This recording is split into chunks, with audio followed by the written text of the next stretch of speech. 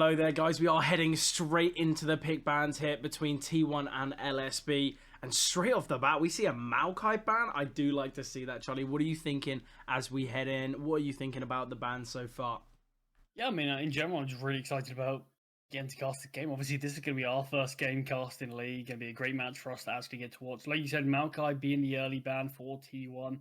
Karma on the other side of things getting banned as well with Sejuani. That's one thing I love, Fred. It's just the difference in bans between this level and sort of the level that the fans that we're used to playing at. It feels like you're not going to see any Master Yis getting banned. No, Yeah, a lot definitely more. not. It feels like the champs that you do see at this level it really just does show the skill and mechanical level of all of these players in the server.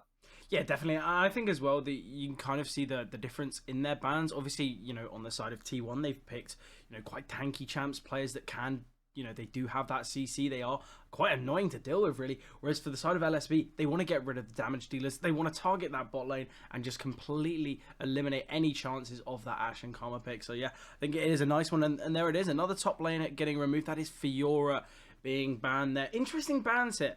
Obviously, potentially they could be looking for a little bit of a shadow ban appeal, or maybe it's just, a couple champs that they don't want to face. The LSB side, they've shown strengths on all three of these champs, so it makes sense to see that ban. But I liken the Heimerdinger as well, a champ that really has shown strengths, whether it's in the kind of in the top lane. We've seen him being played mid, a fair bit as well. And also, there's been a couple games of him in support, and I feel like sometimes when you do have that Heimerdinger support, he can just add so much lane pressure. Straight away, though, both ADCs have been selected, so bit of a Lucian and a Zeri fight we will be seeing. That could in fact be Zeri mid with the TP, but you never really know. Yeah, I mean, it's surely got to be the ADC on the Zeri. I mean, I suppose he can be played mid, but I doubt you see it that often in comparison. Poppy got so much CC on them. Obviously, the W movement speed can make these ganks, these team fighters getting out of positions just so much more valuable. So yeah, I do love to see a bit of the Poppy jungle. What you're talking about in terms of the bans, Fiora can't miss out on that. I mean, I think we've seen so many players at this level play Fiora to such a top quality. And I thought it was in a Cassante there. Well, I mean, might have the chance to see a Cassante. Yeah. But instead, Nami getting locked in. Can't really have smite. And no, it's a Nami Lucian. They are just going to be switching, but either way, that bot lane is going to be looking good. I wonder who we are going to be seeing in the mid, in the top.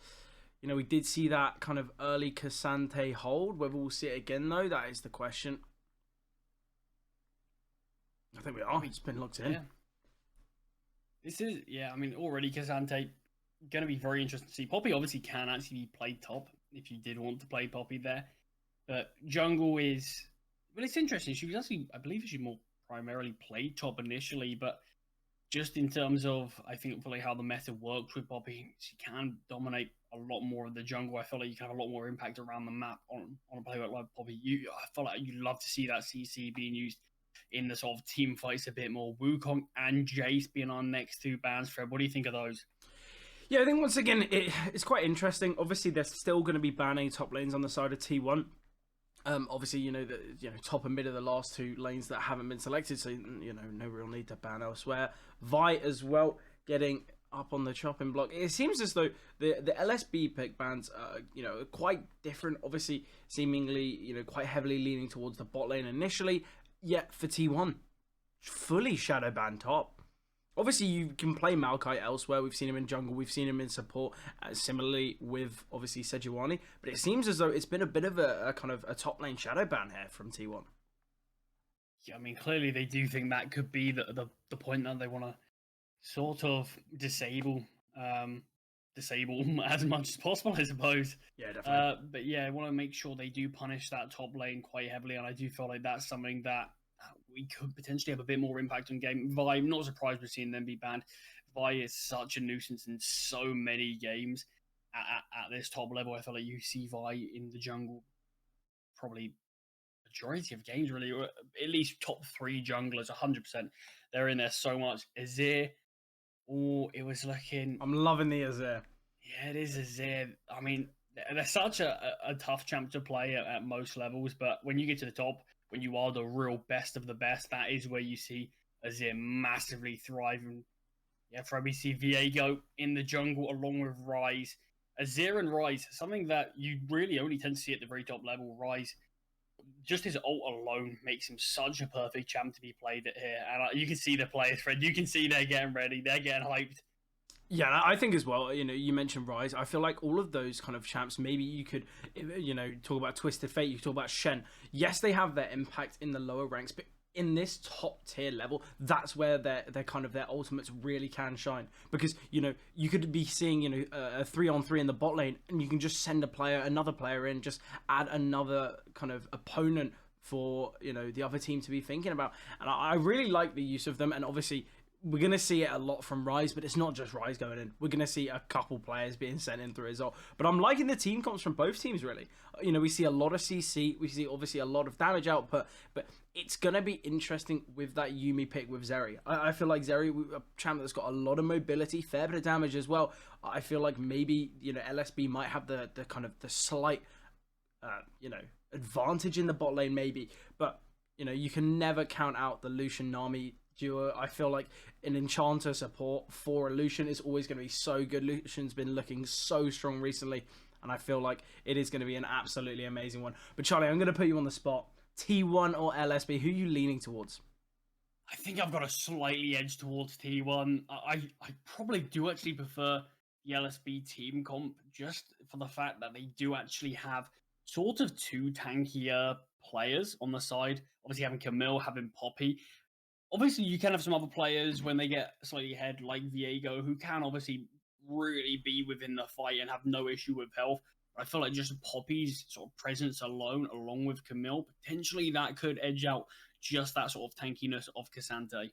Yeah, definitely. And I think as well, obviously, with Viego, you're losing that tank, but you also gain that damage dealer. I feel like Viego's a champ that, obviously, a fairly new addition to League, you could say, but instantly found his place within the meta, found his place within this kind of this top tier because of the fact he is just so well utilized. I feel like Viego's a champ that does just have that great ganking potential. He's got the stun, he's got the gap closed, and obviously after you take the kill, you embody your opponent. You truly show them that you are the boss. And I feel like maybe, that disparity of the tanks, maybe the lack of the tanks on T1 might be a kind of a benefit. But I guess we'll see how this one plays out. Obviously, two Enchantress supports as well. It's nice. I'd love to see. Definitely. Yeah, just sort of strengthening those ADCs as much as possible. Yuumi couldn't really be close to Zeri if they did want. Yeah, definitely not. Yeah, I think it's going to be interesting. You mentioned the kind of the double tanks on LSB and how that might benefit them in the team fights. I feel like a lot of these games, they're long drawn out. They're kind of the ones that are just, it's a bit of a long game in the bot lane, I guess you could say. It's just quite passive. You don't really see those consistent team fights. And all it can be is just a couple kills found. And generally, that's where you see the spiral.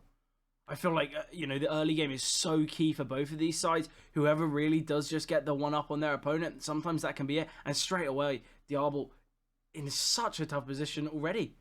Obviously, you mentioned the Enchanter supports. The health can be regen, fairly quickly. But Lucian is putting so much pressure. Smash really putting the LSB bot lane on the back foot. Yeah, a lot of damage being traded early. Just a bit of poke. Obviously going to really set both these sides up when we sort of get to that level 2, that level 3 stage. Because I think a lot of people do underestimate just that level 2 advantage, but both teams in the bot lane get level 2 very similar times. It's so crucial for you to be able to get that advantage because that really can be the difference, Fred. So you get that level 2 just a couple of seconds early, you can just do so much more.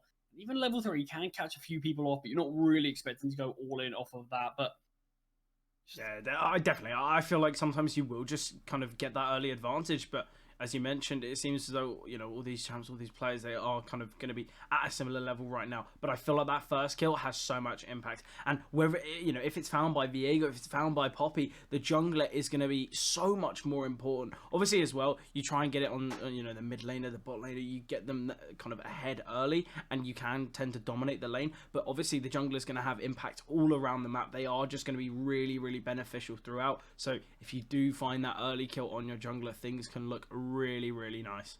I actually love that. Viego is already looking for a bit of a gang by the looks of things, but just clearing the wall there. Viego actually left their Krugs.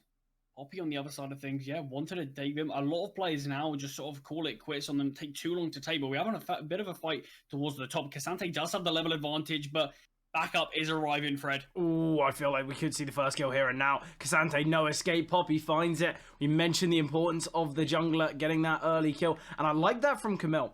Obviously knew the Poppy was on their way. Took a bit of a kind of a risk there staying around. Potentially had that opportunity for K'Sante to find the frag. But Camille's mobility, we talk about it all the time. When you do just have that really, really strong mobility early, it means that when these kind of opportunities do arise, when your jungler is going to be on the horizon, you can take that early fight. You can kind of take some damage, bait the enemy top laner in, and then the Poppy comes up for the cleanup. So things are looking good so far for LSB.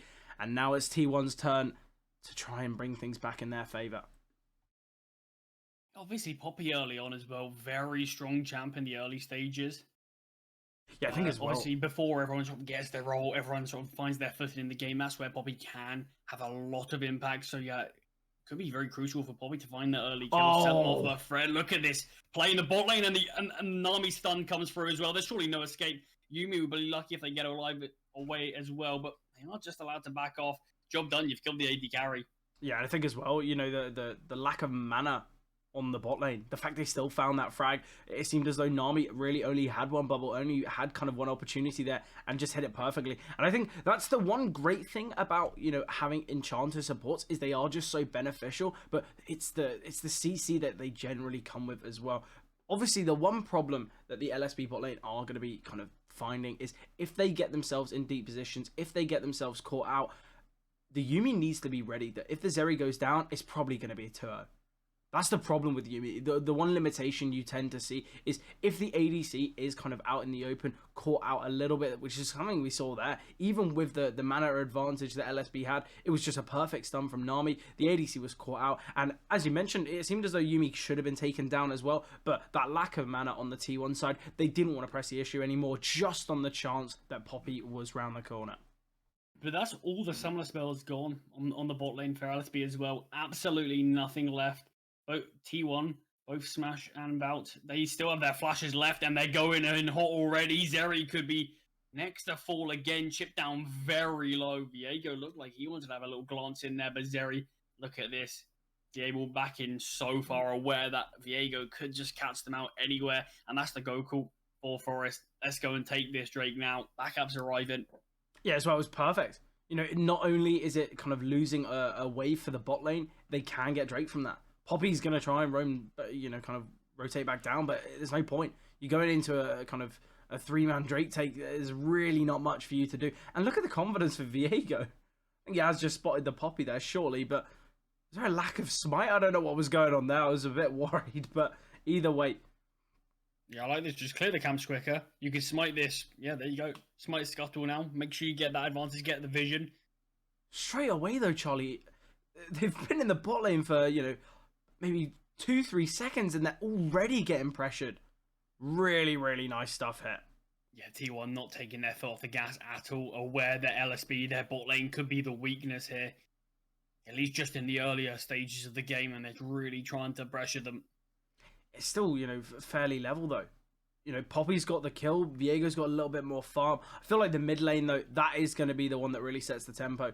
Obviously, K'Sante has already fallen, but still not too far behind. Only, you know, about 10 CS behind. And, you know, not in the worst situation at all. We have, you know, we see an assist on Camille, so it's going to be somewhat beneficial, but it seems to be a bit level here and there. I think just a pause being called here. Yeah, just a bit of a natural tech issue this time, actually. Players might just be sorting out whatever the issue is. But yeah, either way, good start from both teams. Poppy finding that early kill towards top, but the bot lane definitely, I mean, getting that 1-up on Zeri early on. And like you mentioned, Yuumi, in those situations, you just can't do too much. Yeah, unless you've got someone to latch onto it, it feels like you are just sort of left to die, really. You know, as you mentioned, you know, force the sums.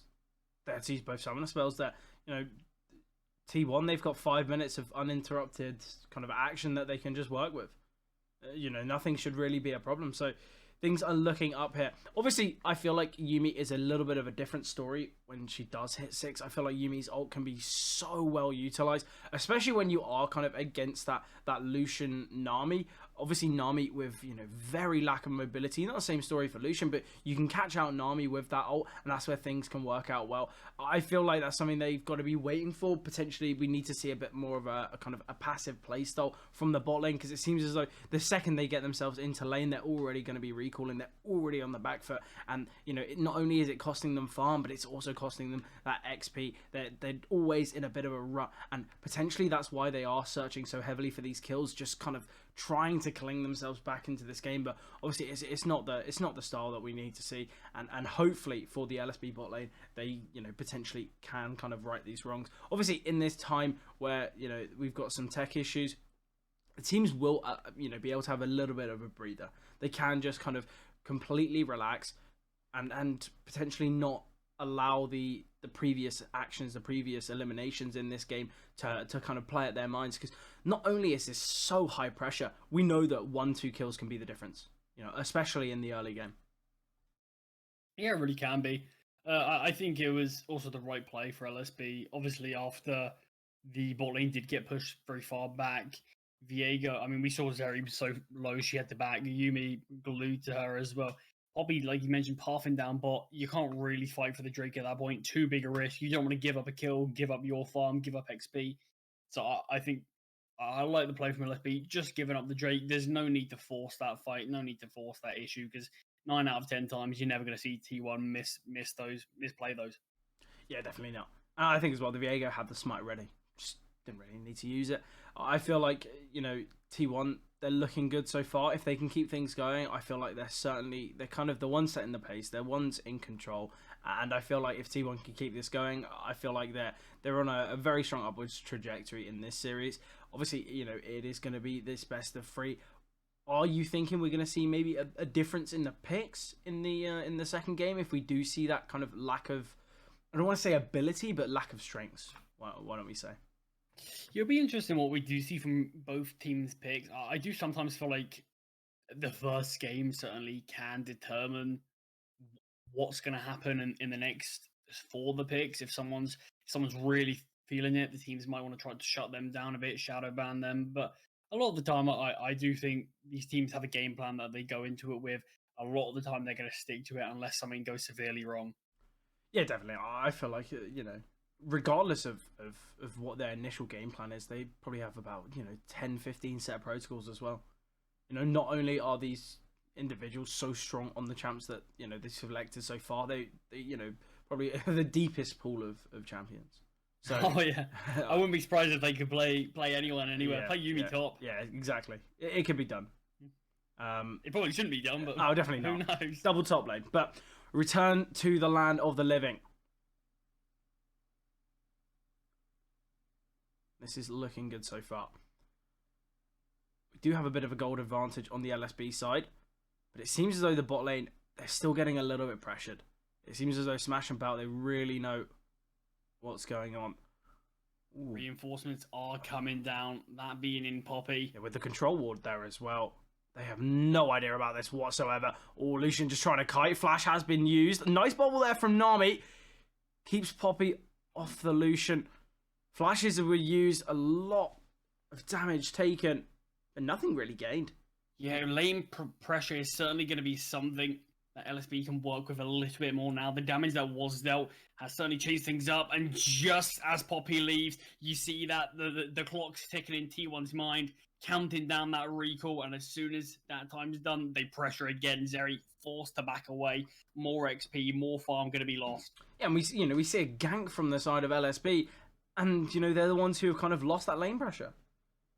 All we're going to see from T1, we're going to see them shove the bot lane, clear the control ward, just send it back, and we'll see a complete item advantage. Viego has picked up Herald as well in the meantime. So I think what we're going to be looking for now, Viego gank potentially towards mid, get that early pressure and kind of alleviate some of it from the rise. And that's where we can see some roaming potential from the kind of the teleporting mid lane. Yeah, that's always going to be the exciting part of just a champ like Rise. You just can instantly be on another side of the map. It's just kind of up in your face, really. Not really much you can do. TP radius isn't perfect, but definitely will be good enough to catch some people out. Yeah, most certainly. Viego now going to be searching. Obviously, though, control ward once again going to be the limiting factor for this T1 side. Oh, and I like this push once again. Zeri's just having to disengage. I think Rise and Viego want some of the action. Oh, this is going to be a bloodbath in the bot lane. Oh, that ward alone, though, has forced them back. Poppy's aware of it. Has rotated in. And Viego, Forest and Bay just falling back towards middle. Yeah, just too big a risk there. The fact that, like you mentioned, the vision's there. Poppy's very close by. And with her just stun alone, with her knock up, it can be such a big risk just trying to dive that tower. So yeah, I do like the fact T1 called it off. Don't really want anything to do with it. But Nami and Lucian as a bot lane duo can be so deadly. Yeah, definitely. You know, it seems as though Lucian can just be passively farming, kind of just minding his own business, and Nami hits the bubble, bang, he's in. And I feel like that's something that you might not have with that Yuumi Zeri combo.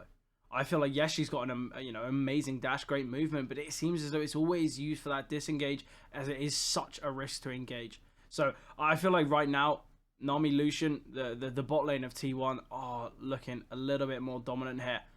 We certainly have to commend LSB though. Oh, what are we going to see here, Fred? Looks like bit of a hex flash. Maybe not too much aggression. Yeah, Poppy calling it off there, but you do have to definitely commend LSB. Just the fact that farm-wise, right now, even obviously Nami does have a little bit, but you're not really going to look at that as too much. But Zeri and Lucian near enough exact, and the fact that the lane pressure definitely has felt like it's gone the way of T1 very heavily is something you look at and you think, yeah, they definitely got something about them. Yeah, here's the mid herald though that I spoke about before. Oh, sadly the wave has just pushed. Will allow Poppy to rotate in. Obviously we're expecting at least one strong charge from the herald, but surely going to get taken down seconds after. Snipe bit of damage to the tower though. It will give some kind of mobility for the Rise. Obviously if they can take down that mid tower, then the Rise is going to be very, very happy. But Poppy's done a good job. And now it's Casante's time to shine. Oh, I like this. Very aggressive fight here. Drop Camille. Quarter health. Yeah, reasonably even trade between the two players, but obviously Casante feels like he's unkillable a lot of the time. Yeah, definitely. Both players might just be going back to farming, but Poppy has other ideas. Do see Dow there aware of the possibility. And now Drake, second, is going to be claimed by T1. I believe that's all objectives so far. I'm going to be going the way of T1. Yeah, I think as well, Casante, there must have been a ward in that bush. I did just miss that. But the second the Poppy kind of, made herself known, Casante instantly backs. And then we also see that instant Drake. Oh, the Lucian's done so much damage. But Diablo, enough to get away there. Still able to keep himself alive, but very, very close. And once again, that's another wave missed. It seems as though time and time again we see the Zeri having to back. Lucian's forcing the hand, but the Zeri's still on similar farm. Yeah, they have actually stayed for a little bit here. Oh, it's a 4-man much gank. Health, and it's going to be the crunch. We'll see how well T1 can get out of this one. Nice title there. Allowing Camille to be forced back a bit, and just the counter gank comes in. Casante from the top lane rotates as well. And the fact Lucian found that kill as well. 2-0 now. Has got the farm advantage. Smash looking good. And that was perfect. It seemed as though LSB, they were guaranteed to find a couple of frags there. They had 4 players in the bot lane, but similar approach from T1. And I feel like that was what caught LSB out. You know, it was a 4-on-2 that they kind of always assumed would go their way. And it was the fact that the cavalry did just arrive. But look at this. Camille pushing through that. But as you mentioned, what a tidal wave. Yeah, I mean, perfect ult there from Nami. The issue is with a player like Poppy, they actually did have Yuumi on them, but obviously Yuumi barely as he gets out, able to jump onto Camille there. Yeah, real issue is with a champ like Poppy, they're very all in. Yeah, definitely. Especially if you use your E, you're bringing both the enemy with you, ideally to a wall to try to stun them, but it means you're fully committed. The rest of LSB slightly behind, especially with Nami's ult forcing them back even further. So T1 had the advantage, able just to collapse on Poppy. No escape there at all.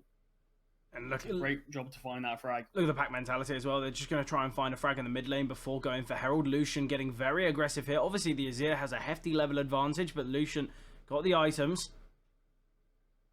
In the meantime, is Rift going to be done? I don't know how good a call this is for T1. Oh, they're getting crunched on. Yeah, it looks like they want to try to back away from this. It is going to be a bit of a 5v5 team fight here. It's going to be interesting. K'Sante looking for the engage. Doesn't secure anything as for now. Herald has been reset.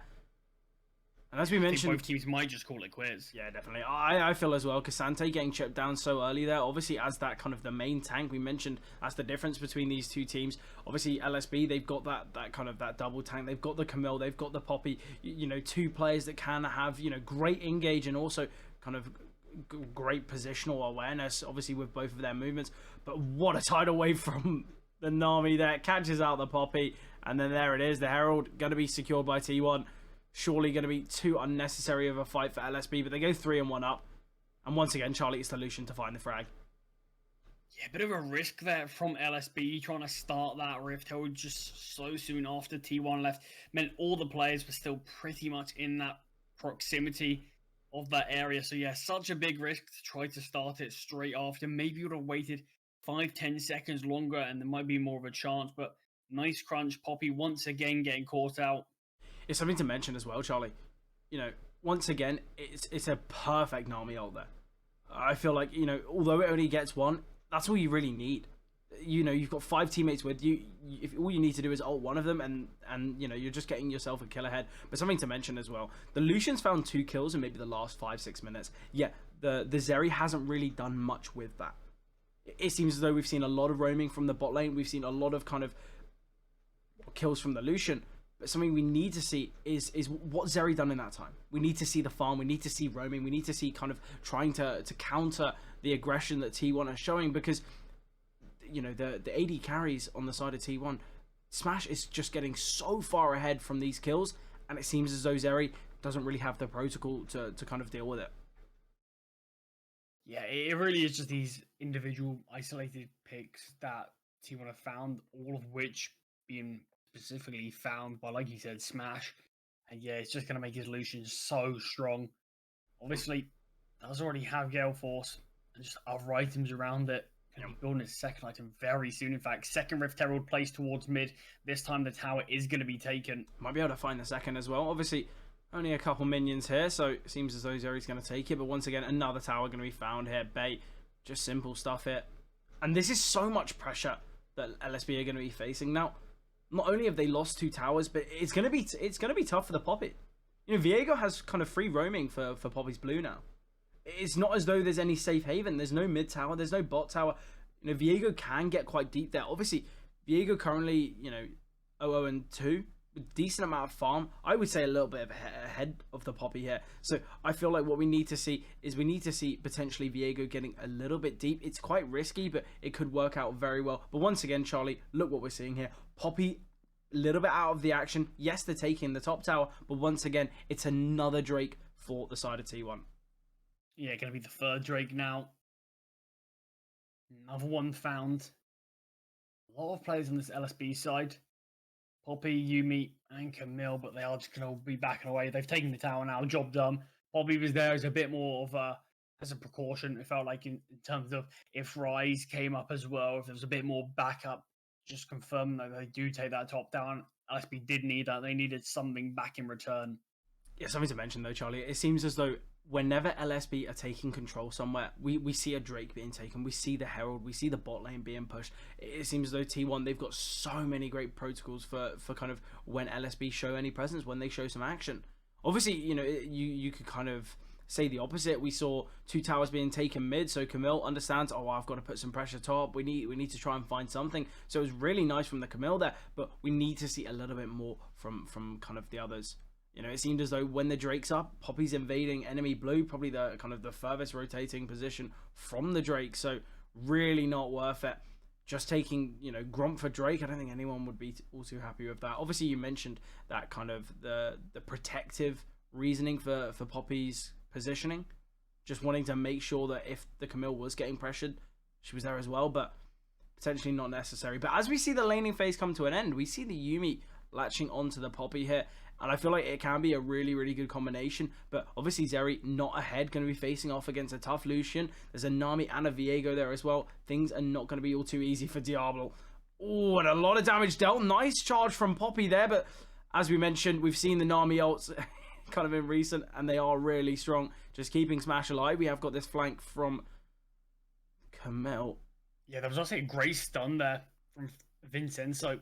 Obviously, stunning Lucian on that tower. Had to flash out of it, but another bit of a fight here. Very close quarter situation. Azir finds Viego. Zeri gets the first kill on their counterpart. Down, in fact, and down in a really difficult situation. One, Cassante could find Vincenzo. What a return here, though, from LSB. They were in a disadvantaged situation. They were in a tough spot. They've just found 3 kills towards middle. And surely that's going to be a tower found as well. Obviously, Vincenzo, quite low HP. Nami might try and stop them taking the tower, and that's got to be the kind of the game plan here. But really, really nice stuff there from LSB. They bring things back. Obviously, that team fight, it was a bit risky. If T1 were to find those kills and it kind of went the other way, that's where we could have seen, T1 potentially just kind of snowball into this. The Camille aggression there, really, really strong. It just completely locked Forest in there, and it was just quite unfortunate. But, the Camille dash to flash, it really was nice. And obviously the Azir as well forced them all in close proximity and just allowed the Zeri to farm up a couple kills. Yeah, that was the issue. I believe it was the Cassante ult sort of bring themselves out of that fight a little bit, and just perfect play from LSB to sort of just crunch on those two players. I think it was Ryze and Viego, Ryze and Lucian. And yeah, just really took them out of that fight. Viego did fall as well, obviously, that being Forest. Damage being dealt, you could see though, Fred. Obviously, Smash definitely leading the charts massively. Yeah, certainly. I feel like as well, the Zeri getting that double there, really beneficial. Because obviously, the kind of the AD carries on either side are going to be so important in these team fights. And the fact that, we've seen 2 kills go Diablo's way, really, really important in that fight. Back to 4 kill even game. Obviously, money on T1 is slightly ahead still, by just over a K. Yeah, but without those kills, Charlie, without those 3 kills towards middle, it was even further apart, and they were still able to find the frags. It's not all about the gold. It's not all about kind of the economy of the side. Things are looking all right. LSB, they've brought themselves back into this one, and now can they capitalize on that, previous success? Fred, next dragon up in 45 seconds. This really could be make or break here. I wonder what we see here. LSB, obviously, they need to take this Drake, or obviously, Cloud Soul will be claimed by T1. But I think as well, not only do they need to take the Drake, they're going to have to force a fight. Poppy's either going to have to try and go in, maybe ult the Viego back a bit and try and steal it, or they're going to have to go for a fight, because it's really a tough situation for them. And look at the lack of vision for the side of LSB towards Drake. They're going to have very little to no understanding of the Drake's health, whether they've even started it or not. But I think T1, they want to have a little bit of a team fight beforehand, and the most important player they need to take down is that Poppy. And here it is. I love this. Viego towards middle. They're never going to be expecting a Drake take now. Oh, this is perfect. I love this from T1. It's so smart. Yeah, LSB, surely they have to start to realise now the Drake's going to be taken, 2,000 health. They're already heading down. Poppy's making her way down, but not enough time. And they just get out of there. Yeah, that's absolutely going ridiculous. On towards mid, 3-on-3. Obviously, Yuumi and Poppy heading towards that Drake, but it doesn't matter now. Soul has been claimed. Yeah, that's kind of a really risky, but, very strong play there from T1. They keep the Viego middle. They keep the Poppy kind of aware. Well, Viego's not there. Viego's not going to be on Drake because it is so risky. You're trying to take Drake without Smite. It's not something I'd really want to be doing every day of the week. But look, it worked, didn't it? It was so strong. Slightly too late for LSB to react. I mean, you saw that Vincenzo was starting to head down there, but 5 seconds earlier, I mean, that could have been a different game. Obviously, he's got decent bit of range on it. Can just E on one of the players, get towards the dragon. flash E if needed, and that really could have been the game changer. But T1 finding all 4 dragons so far. The only objectives that LSB have found is 2 towers compared to T1's 3. Yeah, obviously, LSB, they're looking good, but they need to try and, what I mentioned, Charlie. It was that lack of vision of Drake that caught them out. If we didn't have a single ward in River, not a single one on the Drake pit, they were quite heavily focusing on Baron. A lot of wards placed in, the red side, a lot of wards placed on Baron, but they left Drake open, and that's where T1 capitalized. And I feel like LSB, there's always kind of a slight avenue that T1 are being kind of able to work with, and that's their downfall. And talk about avenues to work with, Poppy might get caught off here, as we do have 3 players in the topside River. They are going to be backing away, though. I mean, Fred, the only player on the LSB side that is ahead on gold is Dakiak, obviously ahead of Dow, and that's it. Only that one player. Obviously, a lot of the players are very close. Forest is the one slightly more ahead on the T1 side, but still reasonably even. Anything can happen, but this next fight is definitely going to need to go the way of LSB if they want to try to take this one. Look at the difference in farm, though, between Viego and Poppy. Obviously, it's not major, but it kind of shows that the Viego, still the same kill participation, still has had that impact, but also is prioritizing time really well. If there's, I mean, that's the issue a lot of the time with a champ like Poppy, especially early on. The farm clear is pretty slow. I mean, you do definitely farm very healthy with your shield passive, but the issue is it can be a little challenging with your main damaging ability being your Q and your passive coming up. It's not the fastest clear. So yeah, early on, I definitely can see how Poppy can be down, but it does feel like we are seeing Vincenter a lot of the time going for a lot more of those ganks that didn't really work out in comparison to Forest. Yeah, I think as well, Forest hasn't, really ganked. I feel like there hasn't really been many opportunities. Well, not opportunity. I feel like there just hasn't been many necessities for a gank. Yeah, we saw a couple of moments where it looked like he wanted to come down. Obviously, the counter gank as well that he was involved with. But it felt like it was a bit more proactive or a bit more reactive, if you will, rather than sort of looking for it specifically. Yeah, definitely. I 100% agree with you. I feel like the way the Viego's been playing is, keep yourself, at touching distance from your teammates. Get ready for that counter gank, as you mentioned, and that's all you need. I was very interested who was taking that red buff there. It looked like everybody wanted to give it to everybody else, but it is eventually Diable. Well, we get into the stage in the game where the AD carries can take the red buff, where it is really beneficial for them, and we saw it with the blue buff as well. Zeri's got them both. Yeah, obviously Smash on the T1 side, you can see with that red buff there. Oh, I love it! The Rice TP onto Baron. Can they take it fast enough? You can instantly see Poppy is rotating down as quick as they can. TP coming through from Camille. The Baron's going to reset, though. I think they're calling it. They've got to take the fight. Force the fight now. Yeah, they have to. They've given up the Baron. They need to find these picks. Nice from Lucian. A lot of damage there. But the K'Sante going to be backing away. Yeah, Poppy ulting Lucian is away as well. They saw the ult could have killed. I'm not exactly sure it was. Yeah, it was Azir. Instantly gets them away. Damage being dealt to Azir. They're forcing this fight once again. 4v5. They have the man advantage. Perfect bubble onto the Poppy. Delaying them for a slight amount of time. But Azir teleporting back in. I think they're going to take it on the smite. This could be so back and forth. They're going to be focusing the Poppy. The Poppy goes down, and now the Baron could be taken, but no, they opt against it. They go for the fight. Things are looking a little dicey here. Nice ult from Azir. All on Bay now once again. Another team fight that goes LSB's way, and it's clear to see, Charlie, that the team fights from LSB are so strong. There's so much more kind of, I guess you could say, concise. They're so much more consistent. It seems every team fight that we see from these two, it does just go the way of LSB. That is going to be Baron going LSB's way. It looked like T1 could have just taken that there. 2,000 health. They killed the Poppy, but they wanted the fight. I mean, have a look at this. It was the 5 versus 4. Really important teleport from Azir. Getting back as quickly as possible. The kill goes the way of T1 there, but they just take so much damage in the process. Yeah, that ult from Azir, though. So strong. I think it's everybody. Yeah, it's everybody and a kill itself. So yeah, huge ult from Azir. But as you mentioned, Charlie, we just need to see the Baron being take. I don't see a reason why Viego doesn't just hit it a couple more times and just smites the Baron. But even if you all go down, it just denies LSB taking it. And yeah, it's a bit of a bitter pill to swallow. Obviously, having to lose that Baron buff so quickly. But there is the benefit of, okay, at least they don't have it.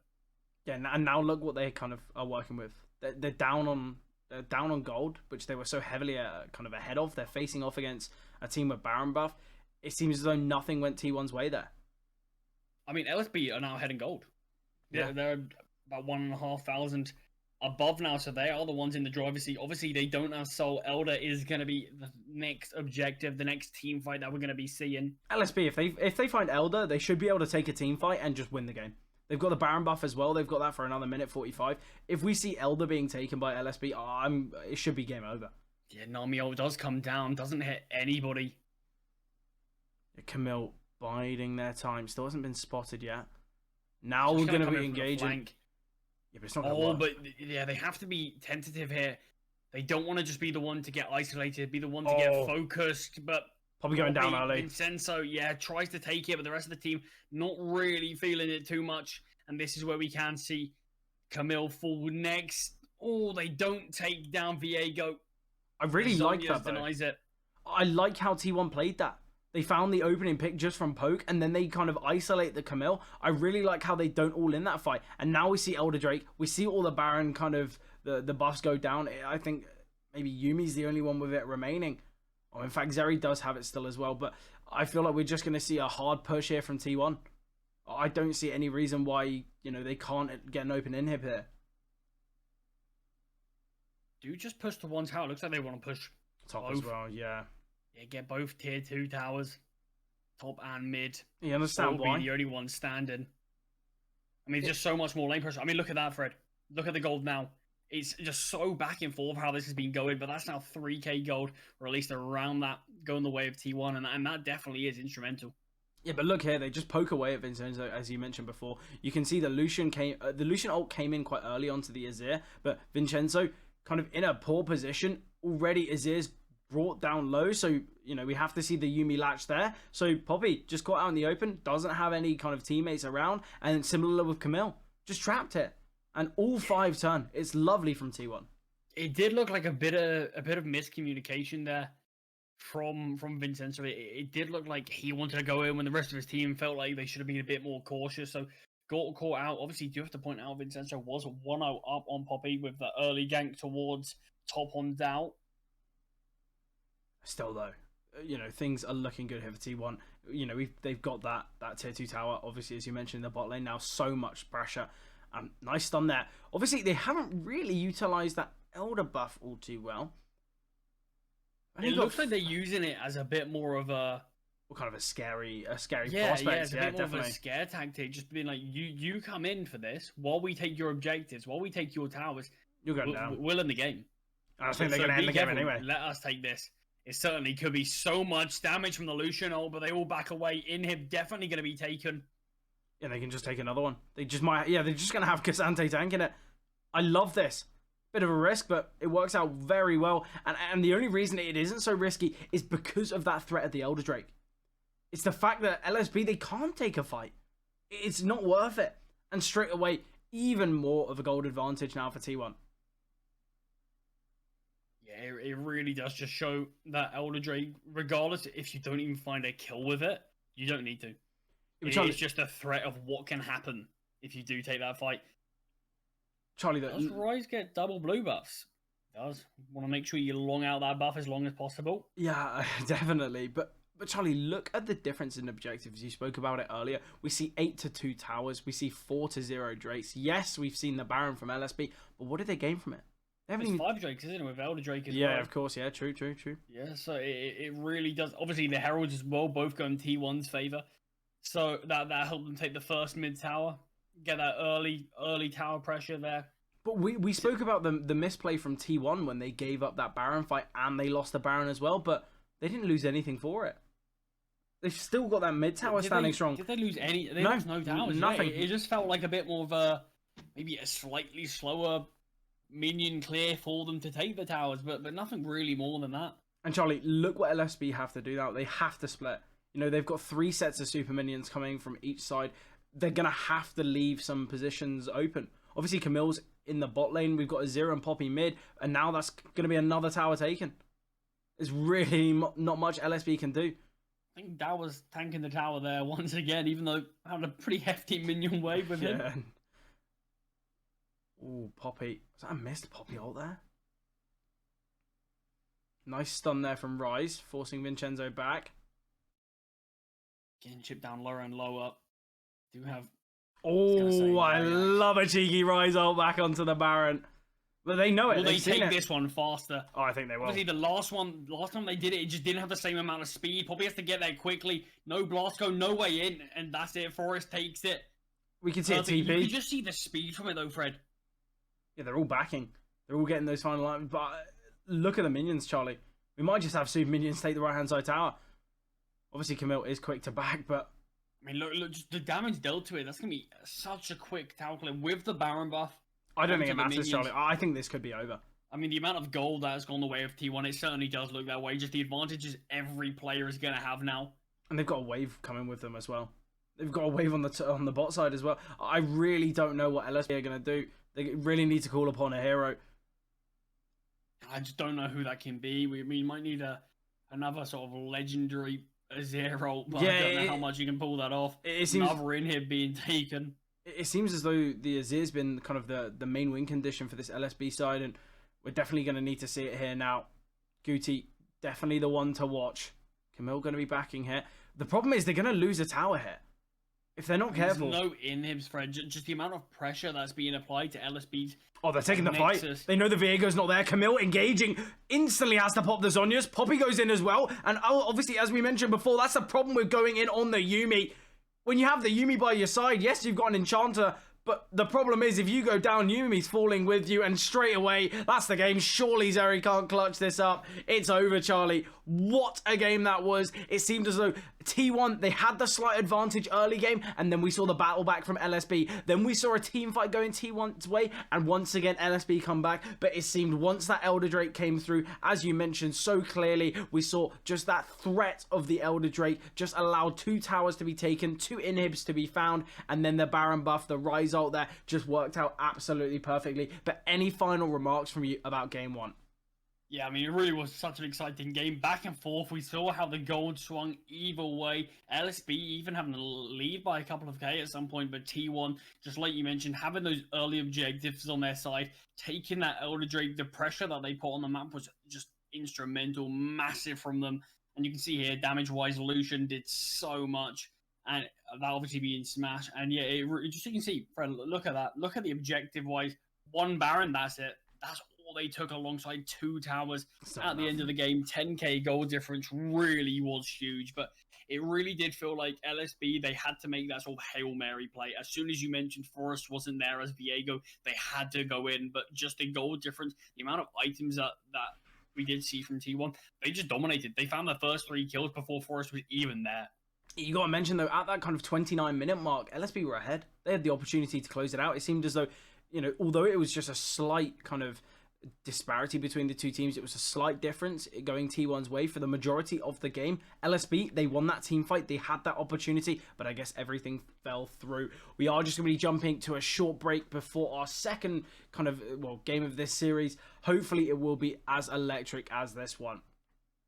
Welcome back, guys, to the second game here. Are LSB going to be able to take it and bring it to that third map, or are T1 going to close it out? That's the question on all of our minds. And straight away, as we come into the pick bans, straight away, we see Ash and Markar and Heimerdinger being removed. Similar bans here, similar gameplay. Are we going to see it, Charlie? Yeah, it's going to be really interesting. T1 after the last game, it was very interesting. Lucian being banned from T1.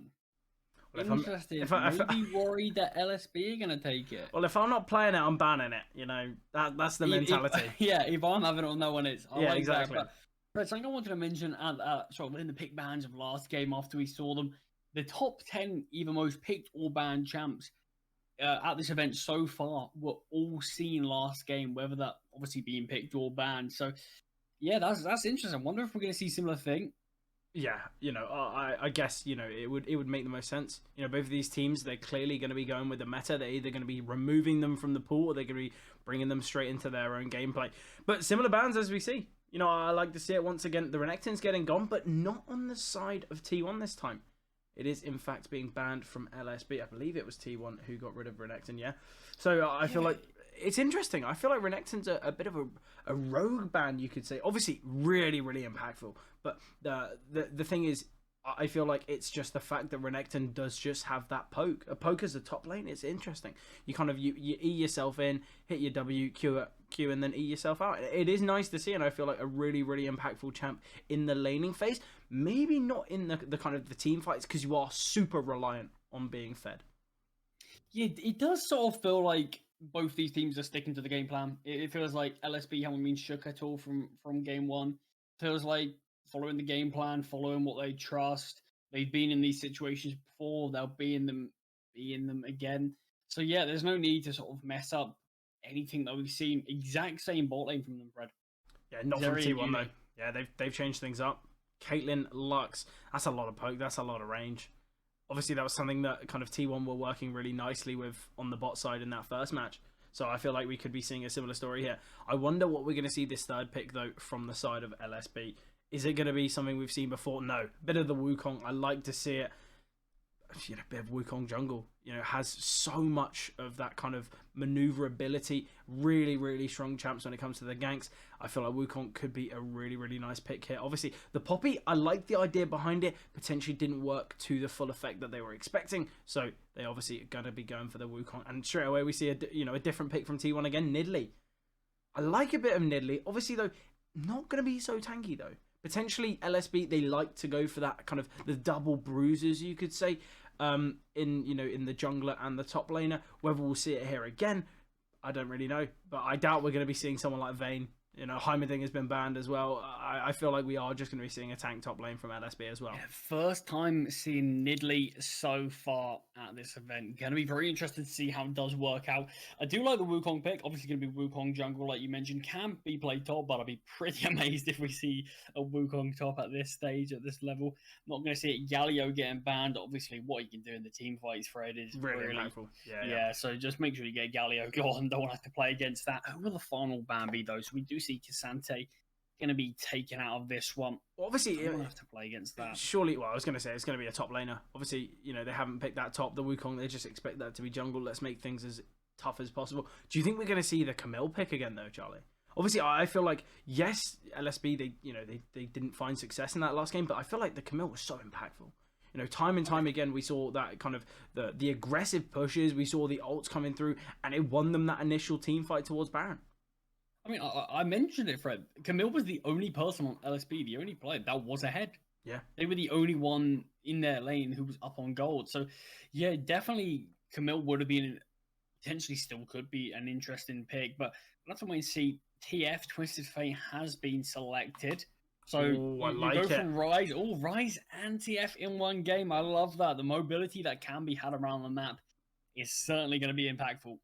Yeah, 2 TPing mid laners. It's nice to see, but potentially going to be the Gwen pick. That's what they're selecting. But no, goes back for Camille. Wonder if they are going to lock that in, though. I agree. I feel like the Camille was really strong last game. Might as well keep things the same. And yeah, they're going with that same kind of ideology. And straight away, Fiora. No messing around. An interesting comp here from T1. Not a single champ the same. I wonder if that's going to have much impact. But either way, they're confident in their game plan. LSB, though, they're keeping things fairly similar. Obviously, 3 of the same champs are going to be here. Obviously, we've got that Zeri, we've got that Yuumi, we've got that Camille. And these were, 3 of the individuals that were looking pretty strong. And maybe it was that kind of the difference in mobility that we saw that T1 were able to have with the Rise in the last game. And the Poppy pick clearly didn't work out all too well, so they have switched those up but kept the same kind of core the same. So I do like to see it, but I think we're going to be heading into the gameplay pretty soon. Charlie, obviously we've seen the comps, we've seen the last game. Do you think this is going to be a different kind of game that we see? Do you think LSB can take it, or is it going to go T1's way? It is going to be very interesting. I think the fact that T1 completely changed up their comp, a lot of the champs that they banned last time have now been picked. So yeah, it is fascinating to see. The thing that I'm liking about Vincenzo's pick being Wukong, unlike Poppy, who, both champs can be very all-in, but Wukong does have that escape. He does still have the option to get out in case he is in that sort of tricky situation. So I do think, obviously, Poppy can have a bit of escape if she can't eat to a minion, but if that's not a possibility, you're sort of all in. You're in for the long haul. But yeah, Wukong with the knock-up, with obviously his clone, there is that possibility to get out. So maybe a little less punishing than a Poppy can be. But I do think I still have to slightly favor T1 after what we saw in the first game. I definitely think the Rise always had some big impacts. Now I'm going to see it on the other side of things. Maybe LSB kind of that same sort of pressure. You know, what I like to see from those Rise ults is they weren't used aggressively. They weren't used to try and kind of isolate a fight, trying to pick off, you know, maybe 1 or 2 people. They were used for Baron, and I really like that. You know, we saw them keep shoving waves under tower, keep pressurizing the opponents, and then bang, they're in the Baron pit. They take the Baron, and that's where things really worked out for them. Obviously, it was that kind of that Rise TP which gave them the Baron buff for them to potentially win that last game. So maybe that's something that LSB, they were lacking that mobility, so they want to bring it in. Still, though, 2 TPs on their side. Rise with 2 TPs himself, obviously having the TP with his ultimate and obviously with the summoner spell. But things are going to be interesting here. Obviously, you kind of predicting T1 might just have the slight advantage. I'll be honest with you, Charlie, I think I'm going to agree. It seemed as though LSB, they've had those opportunities to come back into the game, but they still weren't able to kind of make it work. Yeah, it did feel like it was a lot harder for them. Like they were, a lot of the time, majority of the game, really, they were behind in a lot of it. But yeah, like you said, there was a few moments, a few possibilities, but they were just slightly too few and far between, and just not really enough for LSB to be able to capitalize on. But T1 going into this one, obviously felt like they dominated the bot lane pressure-wise at least. Had a lot of priority over that lane, and it felt like LSB didn't really have much opportunities to gank, even though T1 a lot of the time were very pushed up. It just didn't feel like... It always felt like T1 had an escape. Yeah, definitely. And that's the issue. But interesting, with completely different bot lane, at least on the side of T1, the exact same on LSB. What will be the difference? Will it be the exact same? But Rise versus Twisted Fate, I absolutely love this matchup in mid. It's a matchup that you're not going to be surprised to see at the top level, but at the sort of average levels that you're seeing us play at, a lot of the fans playing, it's 2 mid laners you'd never see. Yeah, I love that. I love that as champions. Don't get me wrong, I've given TF a couple of looks here and there, but it hasn't worked out all too well. You've given Azir a lot. Oh yeah. You got to see an Azir master last game. I wish you could pull off like that. Oh, so do I. Maybe in 20 years' time. 20 years. I reckon that's a lot of confidence in me. A lot of confidence in me, Charlie. Well, you don't think you can get good in 20 years? Oh, I feel like you're good or you're not, and I don't know. You either have it or you don't. Yeah, exactly. And everyone in this server certainly does. But look at already what T1's done in the bot lane. They've taken so much control. They have the level advantage, and they're just pressuring so heavily here. It's just the poke. Already a couple of minions lost to the tower there. Just due to the poke that a champ like Lux can have with her E, a lot of range can be had on that. Similar to Caitlyn, I believe most sort of highest range in terms of just an auto attack alone. 650, I want to say it is. So yeah, it's pretty extraordinary. Camille getting quite aggressive, but definitely getting poked back by Fiora. Yeah, and something as well. Obviously, we saw the kind of the double enchanter supports in the last. Now we've got that poke support, as you mentioned, in Lux. I feel like it can be very beneficial, and potentially that's kind of what they were lacking. T1, they had, don't get me wrong, they had a lot of great signs of life in the bot lane, but potentially what they were missing is when they did that initial damage, they didn't have that kind of that final distance to take them down, and that's what the Lux ult, the Lux E can provide. Yeah, a lot of pressure coming from both lanes here. T1 dominating both the top and the bot by the looks of things, having that slight health advantage, but things are looking good. A lot of damage dealt to Kate. Yeah, Smash needs to get himself out of there. Wukong very close by as well, but so is Nidalee. That's going to be interesting. Have they spotted the Wukong here? The sweep is going to come through. Yeah. They are going to be aware. Nidalee does just clear that ward. Wukong looking for the back. Damage still being dealt. Smash does just get out of there. But still a lot of confidence. Still a lot of confidence to stick around. I mean, they know Nidalee's so close, just in case they push up. He's looking for that recall for now. Does back away, so not going to have that support from Nidalee. This top fight's so impactful, but the one thing Camille's lacking is that mana. Fiora just going to be dashing through the bushes, keeping vision low. Very low HP, but both of these individuals still confident enough to stick it out for now. I say that Fiora's just going to be backing away. There's just that slight chance that Wukong can be close by, and that's what we see. Obviously, Nidalee is around the corner as well, currently on Krugs. Fiora just going to be backing. I think Nidalee just going to ensure that no tower plating has been taken. Yeah, obviously, there is a TP on Dow, so can get back near enough just as quickly. Didn't even lose a minion. Doesn't even lose a minion. Yeah, exactly. So perfectly played there. Gets the back off. Obviously, Camille has a TP of their own. Going to be resetting now. Tried to push the wave. Didn't actually get anything from it, but still, just the extra minions. Yeah, it's not all too bad. Oh, I like this roam from Bout. Use the sweeper as well, so no vision here. And it's going to be a triple gank here. Oh, I love it. Ryze needs to be so careful. So cautious. Forest is going to be... Let's see if they can take the Krugs. The stun, the double stun is perfect. And Nidalee through the wall. What a way to find the kill. Bout is the one to find the kill, but either way, perfectly played there. Like you mentioned, the sweepers, making sure no vision could be had. Forest pushing towards the Raptors, getting ready to assist through the wall, and the double stun from TF and Bout. We saw the vision perspective from Gutty, but absolutely nothing. No idea. Yeah, really struggled there. And it was nice from Nidalee to just keep themselves back, make sure the vision wasn't sighted there. Obviously, you mentioned Bout getting the frag there. It's not all perfect. You definitely want that to be found from the TF or the Nidalee, but I don't think it's really going to have that much impact. Your Lux is going to be dealing damage regardless, so I feel like Lux finding a kill, it's still important. Potentially, if it was a champ like Nami, like Yuumi, then it would be a little bit worse, but I don't think it really matters. Finding an early kill, not only does it deny the farm for Ryze, it means that TF does have that assist as well, similarly with Nidalee. Obviously, Ryze is ahead on farm right now, but TF just had that extra wave to bring themselves a little bit closer. Yeah, that's the point, isn't it, though? It's just the fact that we can see B just get that pressure a bit more onto his counterpart there. I like that from Dow. Obviously, takes the placing there, gets a bit aggressive, but clearly worth it. Oh, Nidalee close to the Wukong. Both seem aware of each other. Oh, miss spear there. Vincenzo just backing away. Oh, I say that Nidalee going to be engaging.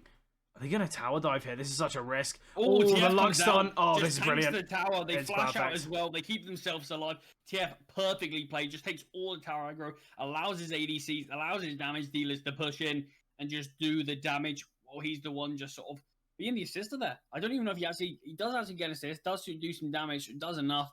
Yeah, perfectly played in general. Love that play. And Charlie, find the first 2 kills. Look how far ahead the bot lane is. Not only is Caitlyn nearly 30 farm ahead, both individuals have a kill. But yeah, as you mentioned, this TF ult, absolutely perfect. Yeah, just throws the card out there, throws the stun, just takes all the aggro, flashes away, denies Vincenzo, able to find that kill. If he pushes any further, he'll get taken down himself, so has to give it up. Really great stuff in general from T1. Yeah, T1 are looking amazing here. Could see a first fight, real fight, you could say, in the top lane. Luckily there for Doubt, the Diayuk does take a tower shot, so they're about the same HP. Even trade. Yeah, it's not too bad. I feel like that's kind of what the top lane is. It's just a bit of an even trade here and there. Lack of vision here towards River. They're setting up for the Herald. Camille, oh, you could get caught out here. Needs to be very cautious. I don't know if they're aware of Bout. Yeah, definitely. With that stun, getting ready. Obviously, Smash is a head hit. Going to be able to get to level 6 so much faster already. Obviously, has a decent amount more farm. Well, they know the Lux. They know the Lux isn't in the bot lane.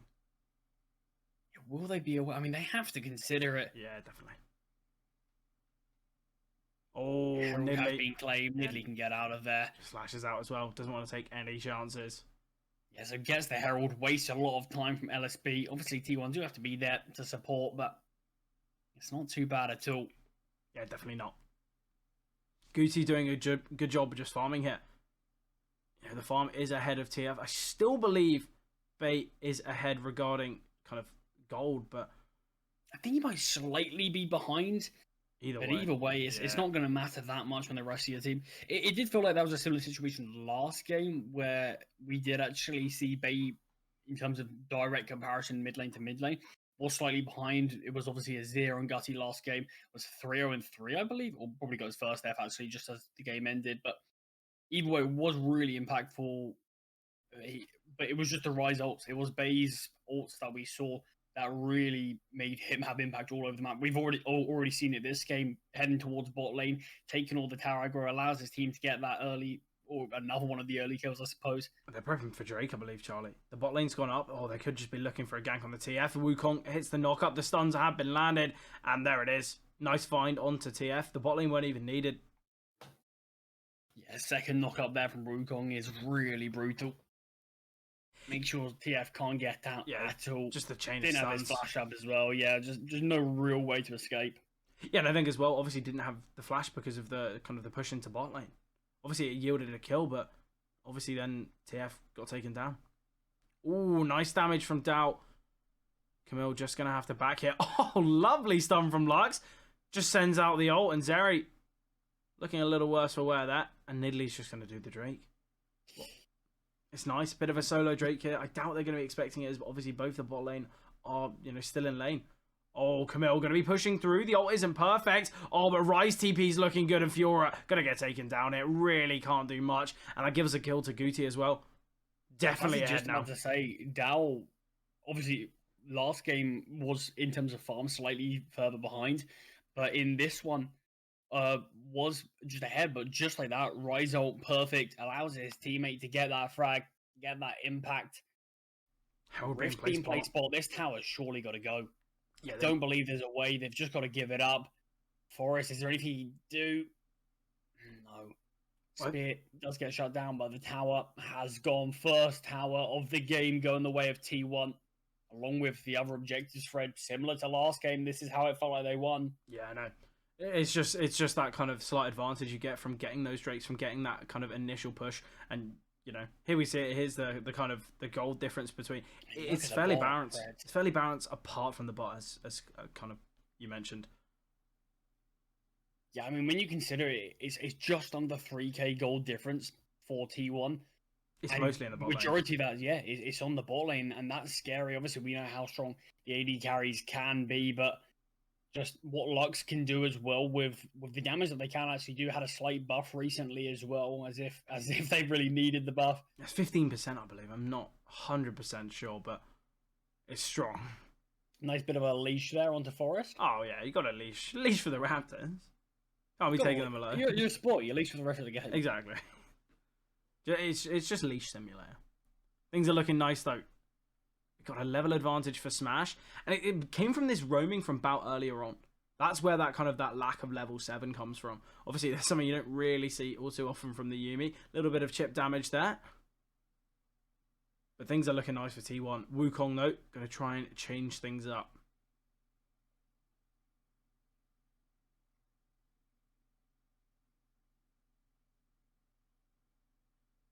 Quite split on the map so far. Bit of a wave down bot. Gonna see Guti try to take, but I think Fiora wants some help top. Needs to deal with a Camille. Needs to find a frag. Needs to get something. Ooh, the Lux ult. Just being dodged there by Diablo. Forest going to be coming in now. Ooh, nice spear there. Chips away at Ryze ever so slightly. Fiora's confident. And Camille needs to be very cautious. Yeah, Dow in this matchup just does so much damage. Camille can escape there. That's the best thing about Camille. I feel like not only can you have that amazing engage, but you can also just get yourself out especially there. Early on. Yeah, definitely. Camille early is such a threat that you really do need to be aware about. 4 plays on this T1 side towards mid. This tower could go, but there are 3 on the LSB side, so they might not want to fight too much. Can Dow get out of this? Oh, he wants to try and find a kill. Again, wants to try to find this Wukong TF. Oh, TFTP. It could work out perfectly. Bay can just get the stun. We see the gold card come out. Wukong drop down to very low as well. And Dow surely can't fall. And that is lovely. Bay secures a kill. Keeps Dow alive. And that's another kind of position where things are getting stronger. I saw the TP. I saw the TF ult come out. But I was like, is he coming up? Surely Dow needs help. But it sort of looked like it might be too late. Might look like we might see Bay in the 1 versus 2. But no. Dow just gets the kill onto his counterpart. Bay comes in 1 versus 2 on Wukong. Something that looked so great earlier in the game gets completely punished here. Have a look at this. This is what I mean. Wukong jumps over. Vincenzo really supports his teammate. Yeah, the one problem. Look how low Dow gets here. Yeah, the problem is obviously with Fiora, just has so much lifesteal. I feel like Yeah, just a non-stop healing. yeah, it's really really strong, and especially when you do hit those the kind of the crit orbs, I guess you could say. It is really nice. I feel like Dow's playing, quite nicely. We saw the first fight not go their way. Obviously, the gank came through. I believe it was Rise who came up, but TF doing it this time. And I think we're just gonna see another Herald go their way. The goal difference is quite high now for T1, and not only are the bot lane ahead now, we've got the mid laner finding a kill, getting another assist, and a similar story for Dow up top. 2 kills early, but 5k gold difference, Fred. This is really starting to spiral out of control. Mid tower being sieged. Top very low as well. Forest wants to come in. Oh, look at the damage there. And we could just see Camille going down.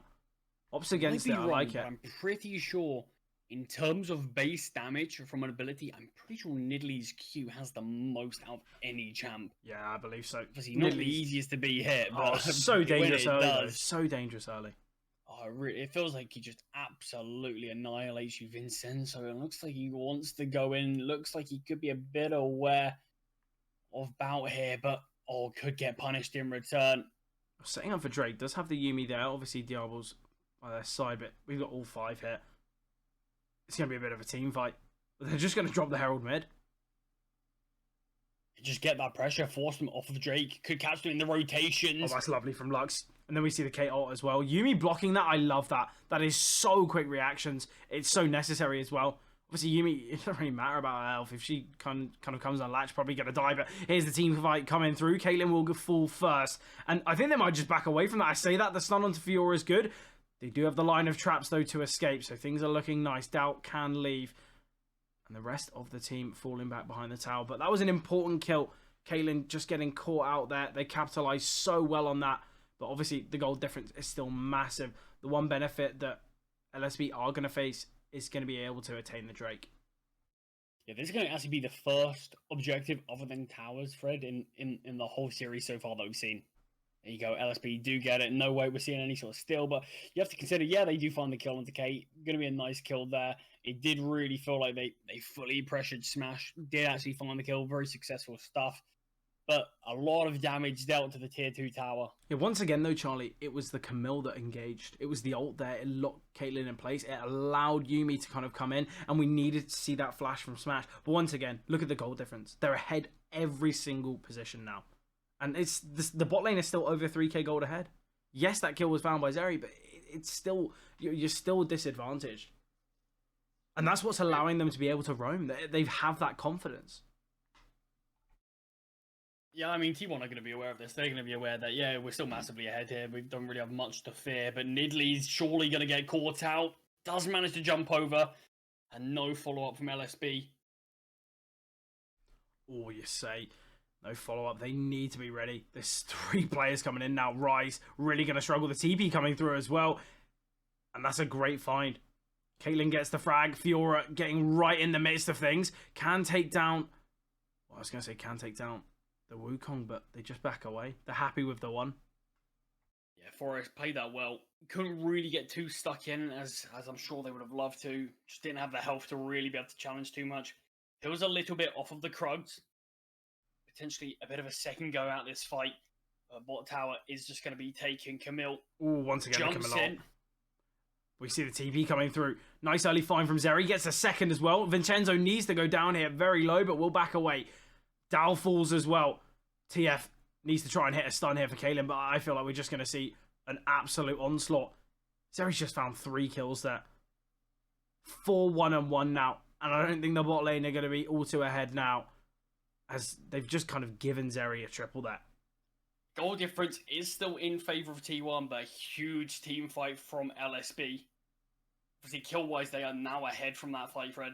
Just towers, obviously, going the way of T1 is definitely going to be the main difference here. But yeah, this Camille jumping in first, just to try to hold off all the teams to come in. Wukong, look at all the knockups. I think they hit everybody with that, taking down Forest as well. Yeah, and the best part of that is Nidalee deals so much damage and is such a presence with the kind of the spears. And the fact that Nidalee goes down so early, that is brilliant. But yeah, it seems as though the Camille is having so much impact in his team fights, and it's clear to see why the Camille was selected. Dayuk. Another big sort of team fight that they were part of. TF obviously having to ult away there just to keep themselves alive. Get a bit of mid farm as well before actually having to back. Almost got that ult back up as well, so not too bad. Yeah, I think something that we kind of need to speak about, though, is the fact that T1, they've been ahead in these early stages before.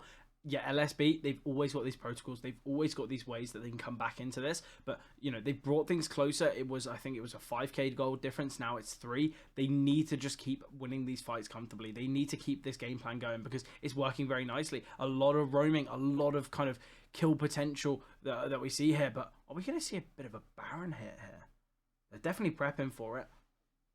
2 traps in the bush, Nidalee dealing a little bit of damage here. See, the issue, I mean, the main thing that's keeping sort of LSB out of this one a little bit is just sort of the towers.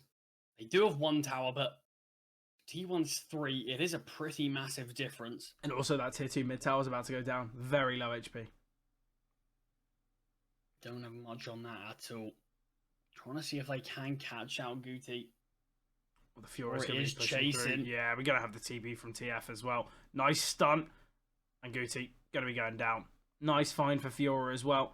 Fiora's a champ that realistically you get heavily fed on. You get ahead, even just slightly. That's where you're going to be dealing a lot of damage because not only are these champs going to be utilized so well because of the abilities of these individuals, but I feel like Fiora's a champ that when you do just have a really, really strong individual wielding them, it is really, really tough to do anything against. Are we going to see someone try and TP towards top, or are they going to allow Camille to take the top tower?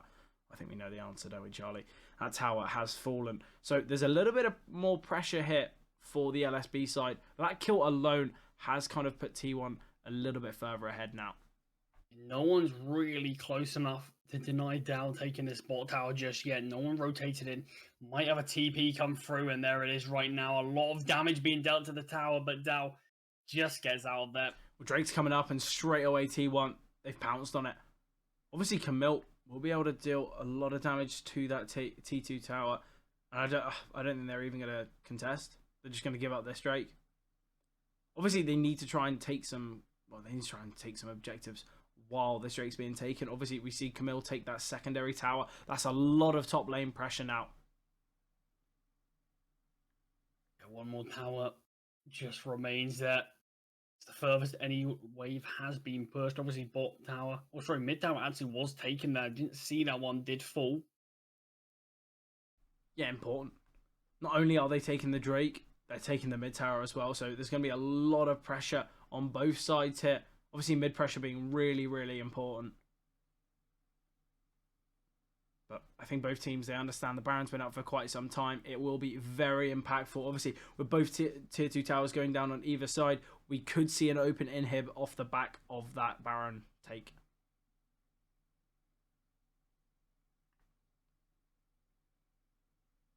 I think they're going to be looking for a pick on someone out in the open on their own. And Guti certainly would be one to look at. Let's have the team by his side, though, as we are going to be seeing Wukong and Zeri, the Yuumi as well, rotating in. And Guti gets out. I think they're prepping for Baron. I think they're just going to hit it straight away. Oh, they ult again. Yeah, looks like they just wanted to de-ward. Yeah. Just wanted to make sure they didn't have anything on it. Just prepping for Baron a little bit later, but Guti going to be doing the exact same thing. Oh, It's Lux ult, but isn't exactly that big an issue when you're playing a champ like Lux. Yeah, the cooldown's ridiculous. It's so low, and I feel like with the amount of damage and impact it can have, really, really beneficial. But something that we kind of need to see from one of these teams is I think they want to find a pick before Baron. You know, they can't really justify just hitting it 5-on-5, so they want to try and find a kill, and then they can go for Baron. And oh, so much damage onto Vincenzo. Spotted him in the bush, and I think Nidalee's going to go pressing. But Fiora, getting aggressive here, is going to be facing off against the Camille and the Rise. We've also got the Wukong coming through. Oh, backup has arrived, though, in terms of bait and Forest. Dow going to really struggle here. Just the stuns alone. The Camille ult tied with the Yuumi ult. That is perfect. Yeah, Bait has to flash out that one. Knows he's just going to get caught on the edge of the Yuumi ult, so can't really give away another kill as well. I wonder if we're But going to see... as this game goes on, Fred, LSB are closing up the goal difference gap more and more. Yeah, definitely. And it seems as though they keep finding these individuals alone and gaining the kills, and that's kind of the difference. I feel like T1, this is something they need to be doing as well. But obviously, you know, a lot of the LSB players had to back there, had to recall because of that mid presence, that mid pressure. They couldn't really justify allowing the minions to crash there, because we could have seen Caitlyn just eliminate the tower very quickly. But once again, it seems as though we see a little bit of kind of readiness towards Baron here. Has been started. Nidalee very close by. So much damage onto Vincenzo already. Already dropped down to half HP. We are going to see the Baron fight even more. Perfect spears coming through from Nidalee. And it looks like they might just call it up. The Caitlyn ult does get blocked. Yeah, TF as well is going to be pushing the bot lane. This is really nice from Bay. Not only is it giving them some pressure elsewhere, it forces them off the Baron. TF's just going to shove the wave. Going to back as well. And they lose nothing for that. You know, they don't lose the Baron. Yeah, the minions are going to be found by Ryze, but it's really nice. It's good. It's kind of forcing LSB to be a little tentative of these waves, of these pushes, because they've got two kind of tower inhibs open now. If the inhib towers get taken, that's where the real pressure starts, because all you need is, with the amount of kind of TPs, the amount of ults, TF can just send it into the backline to the inhib and take it. You know, bit of a backdoor, and that's something that one big team fight. That's an inhib open. Yeah, definitely. One sort of Baron push, inhib open. There's a lot that can be opened up now for T1. Obviously, LSB do have that on the top side, but it is different to have it on almost all sides now. Oh, they're going to be hitting into Baron now. This isn't going to be all too easy, especially with Fiora in the bot. Are we going to be seeing a bit of a Nidalee steal? Potentially. It's going to be tough. They need to get vision in there. Very limited time remaining. Fiora TPing in. Baron, 3.8k health. It could be stolen here. And Nidalee looking for it. Vincenzo has backed away, and I think they are just going to be pressuring the Baron now, but there's a bit of a team fight. Wukong in the midst of it. Vincenzo goes down, and a nice ult from Lux there. They are going to be backing away. Forest needs to keep himself out of there. Obviously, very low HP. Bay acting as the front line. Fiora still with a lot of HP, and that's a great fight for T1 to take. Not only do they eliminate the Wukong, they don't let LSB find the Baron, and as we mentioned, yeah, it was a bit of a team fight going on, but they take down the Wukong, and instead of going for Baron, the heavily contested area, they can just take Drake. Once again, it's another objective that we're going to see T1 take just off the back of one kill. Yeah, I mean, it was a very close Baron fight there. Well, we saw Baron was put down to, we can have a look at his hair, Fred. I think it was even less. It was coming up around, like the 2k mark. Oh, there you go, yeah. Yeah, it did get put down very low. Obviously, Forest tried to stop it, got a little bit reset, but just Wukong diving in, gets found. Yuumi luckily able to back away there. Forest, this flash so important. Baron almost finished him off there. Yeah, and that Lux ult as well, I don't know if you saw, it brought down both the Ryze and the Camille. Obviously, it's not crazy damage, but it's enough to keep them a little bit at bay. It's enough to kind of make them understand, yes, you know, we've just been ulted by the Lux. There's still 4 enemies in front of us, 5 if you include Forest. This isn't a fight I want to take. So they give it up, they give up Drake, and now, you know, we mentioned how LSB kind of closed the gap regarding the gold difference. I feel like it has just been extended once again. Next Drake up in 4 minutes. And going to be the Ocean. If T1 again, that will be Ocean Soul. Yeah, having 2 Ocean Drakes already as well. I feel like the Drakes are obviously really important, but I feel like each has their kind of their main benefit. But you know, which is your favorite kind of your Drake? If you want any soul, which one would you take if you could choose?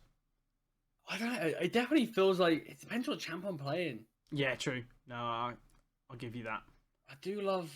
I don't know. I do love them all, depending on what I'm playing. But for a bit of a Baron fight once again, LSB, they want to try to take it, but we saw what happened last time. Yeah, the Baron is still being pressured here, but we'll slowly reset. Once again, T1, they do a great job of forcing LSB back. And TF's not even in this fight. He's not even here yet. Now he will emerge. I mean, yeah, just like that, pressure, get LSB off of it. T1, obviously they would love to take it themselves, but just Stop it, LSB taking it. It feels like they really want to press the issue. Luckily, this time, don't lose a kill for it. Forest still is around. Lack of vision on the Baron, though. We'll just place the trap. Obviously, a reset has come through, so some item can be built, can be purchased from the T1 side.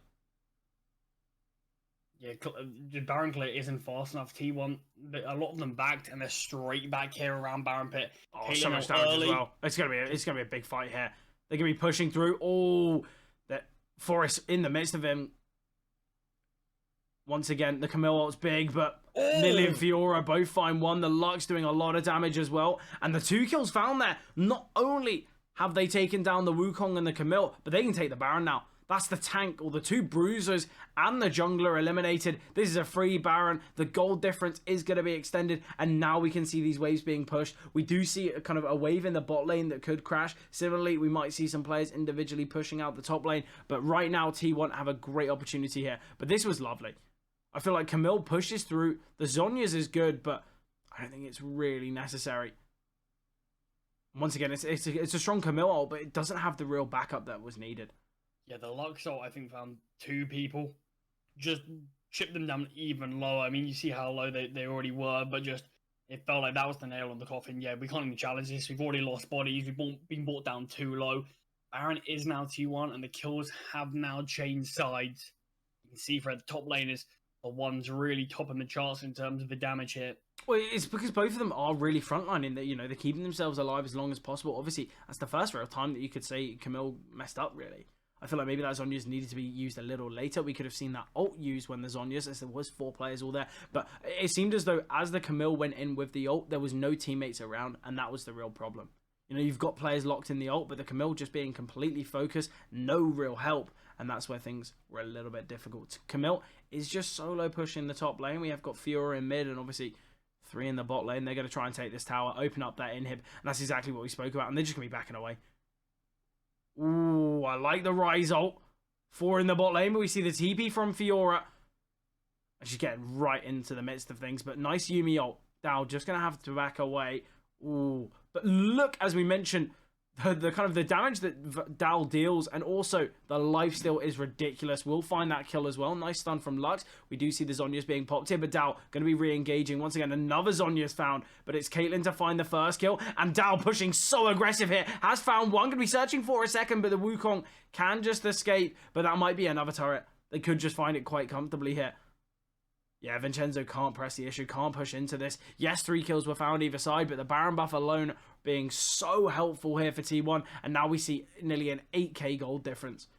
We got the Drake up as well. If Yuumi or Wukong had their ability, if they had the role there, sorry, it could have been a different story. But just the fact that cooldowns weren't on the side, health wasn't perfect, Vincenzo has to give it up and Plan B joins him. Yeah, and in that fight, the Zeri was so impactful, did so much damage, as you could see on the screen there, but I don't think it was enough. You know, we needed to see some more. I love the idea of that Rise TP, but it just didn't work out all too well, and this is going to be Soul going to be taken, unless if Wukong has something to say about it. It's solo HP, and Wukong does steal it, backs away as well. That is brilliant. I love a play like that. High risk, high reward, and Vincenzo going to be so happy with the result. Yeah, denies them getting sold there. Very important. You mentioned 8k gold difference, slightly narrowed their gap, but more importantly, denies soul being taken from T1. Nearly nowhere near that Drake pit. T1 had to try to take it slightly quicker. There are 2 players there most of the time. TF wasn't there quick enough. Objective clear just was not really what needed to be there at all for T1. So slightly unfortunate, but massive play from Vincenzo. Yeah, it was a little bit unfortunate, yeah, definitely. I feel like it kind of just didn't go their way, clearly. Yeah, you understand the reasoning. If you had slightly better objective clear, probably would have got that very comfortably. If TF was there slightly sooner, would have got it no problem. So many opportunities where that would have went T1's way, but just wasn't really to be today. Yeah, definitely not, but it was a great steal from LSB. And I wonder now, the Baron counting down. 2 minutes until then. I feel like they're kind of just waiting for the objective. It seems as though T1 right now, they don't really need to do anything. They've got the kind of the super minions pushing mid. Maybe they'll want to try and take that bot farm and try and push out the bot waves, top waves as well. I think that's what they are going to be looking for. Try and take that tier 2 top tower. Camille's in a very tough position. Just dodges the Nidalee spear. Oh, going to be pushing in. Oh, there's no way Camille knows there's 4 players here. The TB coming through. Lack of vision. There is a possibility still, but just the health on Camille isn't perfect. Dow doesn't have an opportunity to join their teammates other than walking across, and it's not looking good. LSB looking primed to find this comfortably. They do come out of that massively. Fred, 4 players dropping for nothing. Yeah, Dow's such a key player in these team fights as well. Obviously, as we mentioned, from that survivability with that Omnivamp, with the lifesteal, and obviously the mobility and damage as well is just so strong. But the fact they isolated the Fiora there with the Camille ult, it was absolutely amazing. Once again, Camille being such a key player here. But they flashed over the wall as well. They just forced Dow sort of out into the fight against them, flash over the wall, join their teammates. Have a look at this again. Obviously, this looks so good. 4 versus 1, just couldn't kill Camille quick enough, really. And then, like you mentioned, the ult comes through. And then just a flash over the wall, joins the teammates. Dow has to make the long trip around, but by that time, the team was already fallen. Yeah, I think Dow could have potentially gone in still. It would have been a high risk, but potentially they would have found maybe 2, potentially best case scenario 3 kills there between those 2 players. But I think Dow realized, yeah, it's a 5-on-1 right now. Obviously 2 players are low, but I'm not really going to make that much of a difference. But 35 seconds until Baron's up, and all the T1 players have respawned, and they're just making their way there now. Bit of a longer game here from what we're seeing last time. T1 had so much pressure over the map. They still have a lot of pressure, obviously, with that open inhib currently, but I think by this stage, last game, I mean, they were looking at ending. Yeah, definitely. Still feels like there's plenty of time left in this game. Dow, in TF what I said was a 1 versus 2, but yeah, TF joining his teammate. This could be certainly a different outcome here. Camille does fall. So does the TF, and Rise does just take down TF. Dow doesn't really want anything to do with this. Realizes that players are going to be rotating. Anything spot on. The whole team was. But look what that's done. Could open up Baron. They back away though. They do spot the players towards middle. They don't really want to take that fight. Not only is it a bit of a risk because the Baron could be stolen, but also they don't want to lose this mid tower. But Nidalee completely alone can't really justify going in. But Fiora as well might be able to find this open, or this tower to open up the inhib in the bot lane. Gonna be a bit of a Baron back fight on Baron, but we're keeping eyes away from the Fiora. It's just keeping them away from the Fiora. And I believe we have the Fiora TP up. Yeah, we do. So Dow, after taking the inhib, can just come in. Might just want to kind of keep pushing. No, it's going to be backing. The Baron fight comes through. Baron's taken by the Wukong. Nidalee falls as well. Oh, a great fight here for LSB.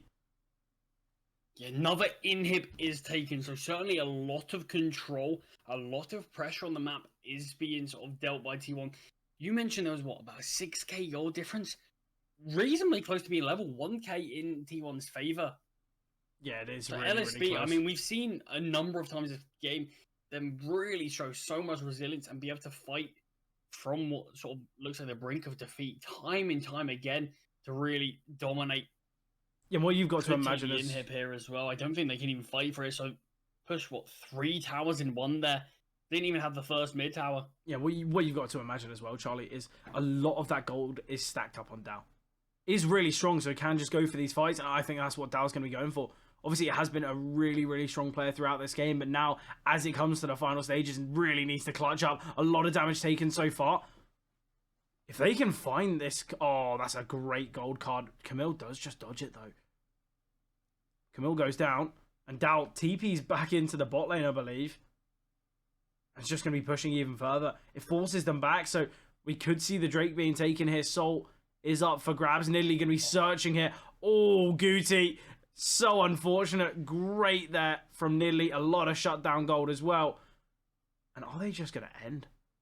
It's just Yuumi and Zeri up. It's not enough, I don't think. So 10 seconds till he's back, but they can take that mid inhib once again. Well, it's a 5-on-3 even after Vincenzo comes up. And I'll be honest with you, Charlie, you know, they don't have the Rise. They don't have the Camille, 2 of the strong players. And I think we might just see an end here. It could be all over. So much damage for Zal. They do go in, though. They need to try and take the tower, but Zal's getting fully CC. Needs to try and get out of there. Oh, Dal dealing a lot of damage. Somehow still alive. The tower goes down, and they're just going to be ending here. They don't care about the kills. They're just going to be pressing the issue, just going to be focusing on the Nexus, and they do take it. And there we have it. A 2-0 by T1. What an amazing comeback it was from LSB, but it wasn't enough. They couldn't kind of go the distance. It seemed like they were the ones that finally found their kind of footing here. They got that inhib. They pushed so heavily, but the amount of damage and the kills found there onto the Rise and the Camille were just enough. But what are your thoughts after that one, Charlie?